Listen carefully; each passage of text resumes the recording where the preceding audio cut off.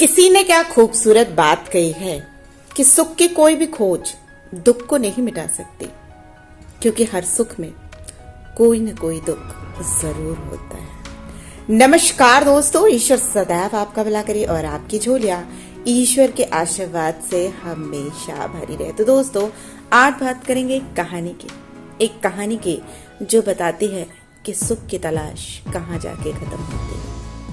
हाफिज नाम का एक किसान था जो अफ्रीका में रहता था, खेती करता था।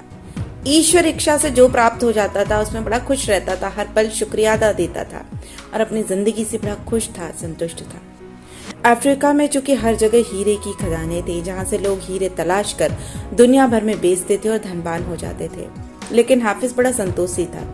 मेहनत से जो भी बन पड़ता था अपने परिवार के लिए पूर्ण पाता और उसमें ही अपने परिवार के साथ बड़ी खुशी के साथ सुखपूर्वक रहता था। एक दिन की बात है कि उसका एक रिश्तेदार उसके घर पे आया और वो हीरो का बड़ा व्यापारी था। उसने हाफिज को अफ्रीका में रहते हुए इस तरह गरीब रहते हुए देखकर उसे समझाया, तुम हीरो का काम करो, जितनी मेहनत तुम खेती में करते हो और कमाते सिर्फ जरूरत भर का हो, अगर तुम इतनी मेहनत हीरे ढूंढने में लगा दो तो तुम कहां से कहां पहुंच जाओगे। एक छोटे से छोटा हीरा भी बेशकीमती होता है। अगर कहीं अपने अंगूठे भर का भी हीरा तुमने पा लिया तो तुम एक पूरा शहर खरीद सकते हो, और कहीं मुट्ठी भर जितना हीरा मिल जाए तो पूरा अफ्रीका तुम्हारा हो चुका। सोचो, क्या सुख नहीं होगा तुम्हारे पास? हर सुख होगा, सुविधाएं होंगी, बड़ा घर होगा, गाड़ियां होंगी, बच्चों परिवार को ऐशो आराम की सारी जरूरतें पूरी हो जाएंगी। अब ये बात सुनने के बाद कहीं न कहीं हाफिज के मन में एक असंतोष बैठ गया। शाम तक सोचता रहा कि ये बात तो सही है कि जितनी मेहनत मैं करता हूँ, अगर इतनी मेहनत मैं हीरे की खोज में करूँ और एक छोटा सा भी हीरा मिल जाए तो मेरी जिंदगी बदल जाएगी, मेरे परिवार की जिंदगी बदल जाएगी। अब इस चिंता में हाफिज बहुत परेशान हो गया। अब उसको अपनी वो जो मेहनत की कमाई थी वो भी बेकार लगने लगी। उसे लगने लगा कि बेकार ही वो आदर्शवाद की जिंदगी जी रहा। जाने लोग कहां से कहां पहुंच गए और आज तो वो वहीं का वहीं है। उसे अब अपनी खुददारी भी बोझिल लगने लगी और उस रात के बाद हाफिज कभी ढंग से सो नहीं पाया। उसके बाद से उसके मन में संतुष्टि के बजाय असंतुष्टि भर गई और वो दुखी रहने लगा। कुछ दिन बाद काम उसने छोड़ दिया और अपने परिवार को बुलाकर कहा कि मुझे अब अपने जीने का मकसद मिल गया है, अब मुझे अमीर होना है। उसकी पत्नी ने उसे बहुत समझाया कि हम अपनी इस छोटी सी दुनिया में बड़े सुखी हैं, तुम कहीं मत जाओ, अपना विचार त्याग दो। लेकिन अब हाफिज के दिमाग में अमीर बनने का जुनून सवार हो गया। अब हाफिज ने अपने खेतों को बेचकर कुछ पैसे पत्नी को गुजर बसर के लिए दिए और हीरे खोजने के लिए चला गया। वह हीरो की खोज में पूरा अफ्रीका में भटकता रहा, जगह जगह खुदाई की, बड़ा परिश्रम किया, लेकिन उसे मिला नहीं। बहुत मायूस हो गया। धीरे धीरे मायूसी उसमें घर करने लगी।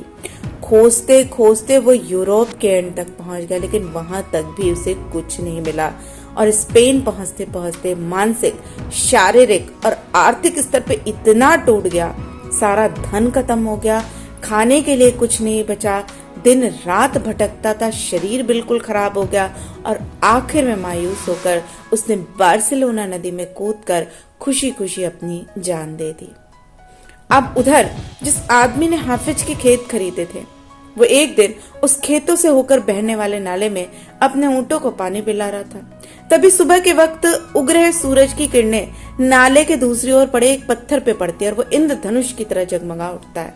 बड़ा ही सुंदर लग रहा था। वो जैसे बर्फ को किसी ने किसी टोकरी में रख दिया हो ना, ऐसा लग रहा था। अब उसे चूंकि वो पत्थर बहुत अच्छा लगा, उसने उस पत्थर को उठाया, अपने ड्राइंग रूम में उसे रख दिया। और संयोग की बात है कि उसी दिन हाफिज का जो रिश्तेदार था वो इस खेत के मालिक के पास आता है और कहता है कि हाफिज कहाँ गया। तो उसने बताया कि हाफिज ने खेत मुझे बेच दिया और वो हीरो की तलाश में चला गया। अचानक से उस व्यक्ति की नजर उस जगमगाते हुए पत्थर पे पड़ती है तो वह हैरानी से उछल पड़ता और पूछता है, ओह, इतना बड़ा बेशकीमती पत्थर?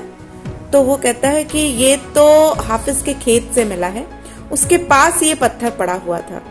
उस रिश्तेदार ने उससे कहा कि ये तो हीरा है, मुझे हीरे की इतनी पहचान है कि मैं तो उसे देखते पहचान जाता हूँ। नए मालिक ने कहा, नहीं नहीं, ये तो एक पत्थर है, मैंने तो उसे नाले के पास उठाया है। तो वो कहता है, चलिए मैं आपको दिखाता हूँ, वहाँ एक नहीं ऐसे सैकड़ों पत्थर पड़े हैं, आप चाहे कितने भी पत्थर उठा लीजिए। अब उन पत्थरों को जांचा गया, परखा गया और पता चला कि वो सारे पत्थर हीरे थे। और वो खेत जिस हाफिज ने बेचा था, उस खेत में हीरे की खदान थी। अब ये जो कहानी थी, जो आपको ये बताती है कि कैसे एक व्यक्ति एक लालच में आके अपनी जिंदगी को गवा देता है, और एक व्यक्ति जो बिना कुछ कर्म किए उसे इतना कुछ मिल जाता है। कहीं ना कहीं ये कहानी हमें बताती है कि परमात्मा ने आपको और हमको अपने प्रारब्ध के अनुसार भरपूर दिया है, लेकिन हमें उसकी नेमत नहीं दिखती। हमें और की चाह में हम भटकते रहते हैं, और हम और ज्यादा सुख पाने की लालसा में बहुत कुछ गवा देते हैं। उसकी नेमत को देखना और उसकी भरपूरता का अनुभव करके यदि हम ईश्वर का शुक्रगुजार होने लगे ना, तो वास्तविक सुख उसी में होता है। और जो चीज जिसके नसीब में होती है वो उसको जरूर मिलती है, चाहे वो उसके लिए प्रयास ना करे और चाहे वो उसके लिए प्रयास करता करता